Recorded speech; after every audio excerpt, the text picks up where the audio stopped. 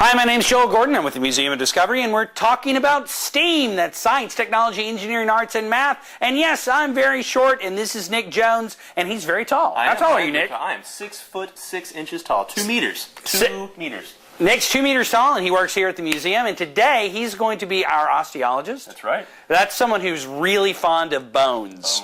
You're going to talk about bones today? All about them. Show us some bones. Well, first let me tell you about bones. So Okay. bones are the things that are inside of us, and they hold us up. So if we didn't have bones, we'd just kind of be this big glob of mush sitting there on the ground, not being able to move a whole lot.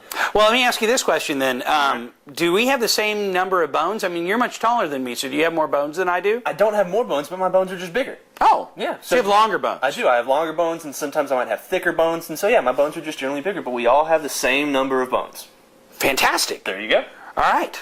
So let's imagine, if we can, that you're walking through the woods or just out in the wild, and you come across some bones. Not people bones, because that's, you need Kinda creepy. 911, call the police, let someone else do that. But animal bones. Right. So you want to know what animal died here. Well, there are ways you can do that. And it's really, really cool, and it's really exciting. So if you find a whole skeleton, then you're really, really lucky. And that's actually really rare in the wild, to find a whole complete skeleton just kind of laying there. Why is that rare? Just because if it died, there are a lot of scavengers that will come and they'll eat the different parts of the animal, and sometimes if they want to save some for later, they'll just take an arm or a leg and carry it Oh, off and drag those bones away. Yeah, and so then you just won't have the whole skeleton anymore. And so, yeah, it just depends on what happened to it and how long it's been there. That they might just go away. So we managed to find some bones, right? We did manage to find some bones, but fortunately we keep them kind of in one place so that we don't lose them. And we keep them in our boneyard. In boneyard. Boneyard number one, in Boneyard fact. number one. We have 2 boneyards. And mainly what we have, because in my opinion, then the coolest part of the animal are the skulls. And, you know, if you have a rib, it's kind of hard to tell what an animal is by a rib. And if you've got, you know, a finger bone, then it's hard to tell what that is. But a skull's pretty unique. And especially with a lot of animals, they have really unique skulls. So let's start with one of our most unique skulls, this one right here. What is that? Well, it's big, first Yeah. of all. It's a lot bigger than Joel's skull, so if we put that right there, it's a lot bigger. So let's look at it. We've got these teeth here that are these big flat teeth. They're really big and good for grinding. And it's got these big eyes. Yeah. It's got these things. Well, those look like horns. They are horns. They're not antlers, and we'll talk about the difference between horns and antlers in a little bit. But these are horns, but they're kind of stubby. They're not like Not like big bull cow horns or or something. anything. So it's kind of it's weird. So what do you think it is? It is obviously a stunted devil horse. That's right. It is a stunted devil horse of Equus satanis. But no, this is actually a giraffe skull. Everybody. Oh, okay. Yeah. Well, that makes sense. So it's a little hard when you think about it, but if you actually do it kind of more up. Yeah, now he looks like a giraffe. Actually, well, now you Yeah, can, it's a lot more like a way up, giraffe But now. so yeah, and you can tell that it's a giraffe by its size. These horns. If you think back about what a giraffe looks like. Yeah, they have those little... They have those little fuzzy horns, and that's what these are, and they've just got skin over them. And then yeah, what do giraffes eat? Well, mostly plants, right? Mostly plants. Yeah, they have those long necks to eat the leaves out of trees, and so they've got these big flat teeth for grinding up these leaves. Oh, yeah, I can see how that would work. Yeah, if we had the lower jaw. In fact, let me get part of the lower jaw. So this is the lower jaw of the giraffe, half of it at least, and so if we can put those together, Oh, then they match up. then they match up, and you can And I can see how they would grind those plants. Yeah, they would grind those plants into nothing. Now, you asked me before. You and I have the same number of bones because we're the exact same species. Right. So we have the same number of bones. Now, a giraffe, we just talked about, has that really, really, really long neck. Oh, sure. Well, I'll tell you, you have seven vertebrae in your neck. Those bones in your neck that let you look all around and everything. That giraffe with its super long neck that's longer than I am tall, how many bones do you think it has in its neck? 7,000. 7,000. You're close. They, in fact, have 7 as well. Only 7? But they're very, very big. So, giraffes do have a different number of bones than us, but at least in their neck, they have the same number of bones. So let me get into boneyard number 2 over here. Okay, hold on. Lily.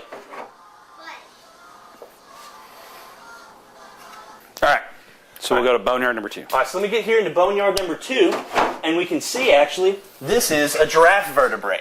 That's a giraffe vertebrae? Yeah, and that's actually a small one as far as giraffe vertebrae go. That's from a baby giraffe. But even still, it's way longer than your whole neck. Yeah. And so that means that giraffes just have 7 of these, and they're really, really long. In fact, it's almost, well, it is. It's as tall as my whole head. As tall as your whole head. And if we get one of the other vertebrae and keep going, you can see that they'd get really tall really, really quick. So yeah. That's amazing. Same number. So let's look at something a little different than a giraffe. We're going to go complete opposite end of the spectrum here. Let's go with this one.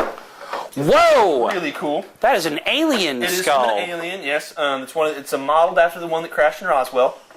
And no, actually, this is a. What do you think it is? Let's look at it again. Okay, well, I'm gonna start with the teeth. Look at the teeth. So the teeth, these are not grinding teeth. Those are not. These are sharp. They're really so it's sharp. for catching something. It is. So I'm gonna bet it's a predator of some sort. You're right there. It is a predator. Okay, and it's a long, skinny mouth. That long, yeah. That's kind of like an alligator, right? Kind of like it. Yeah. But it's not an alligator. It's not an alligator. Okay. Let's look at the eyes. The eyes, all right. So this is the eye socket all the way back here. Yeah, well, it's way back there. Mm-hmm. You know, most predators have their eyes facing forward so Right. they can hunt. Exactly. So I'm guessing it doesn't use its eyes to hunt with. Not as much. So let me give you one of the biggest clues about this one. So if we look back here on the giraffe, you can see right here, this is where its nose is. That's where Right. the nasal cavity goes in, and so the nostrils would be right here, and then it would go back here. Where do you see the nostrils on this guy? Oh, gosh, way back here. They're right there, all the way back here in the top. What eats meat, what hunts things, but has a hole in the top of its head? It's some sort of a whale. You're close. It's a dolphin. Oh! It's a dolphin skull. So you're looking at it, and for the most part, I mean, like with the giraffe skull, it looked like a giraffe. Once you knew that it was a giraffe, you could picture the brown and white skin on it. But this, it doesn't quite Doesn't really look like a dolphin. And that's because part of the dolphin's face is missing from when you have the skull. So if you think about a human skull, we don't have our noses anymore. Right. And so you've got that kind of triangle where our nasal cavity is. And that's because the nose is all cartilage. Right. So there's part of a bone, but then the rest of it's cartilage, and the same for your ears. Well, on the dolphin, there's this whole big space right here that's actually filled with fat. Oh, that's their big forehead. That's right, and so that's called the melon. And they use that. Hum for me, Joel. Wow. Yeah, so what happened there? Well, it got really hard to hum. It got really hard to hum. So when you hum, you actually exhale through your nasal cavity. Uh-huh. Same thing for the dolphin. They send out chirps in the form of humming, and that comes up through their nostrils. It's also their blowhole, so that's where you got that clue. But it comes up through their nostrils and then vibrates this whole sac, and that's echolocation.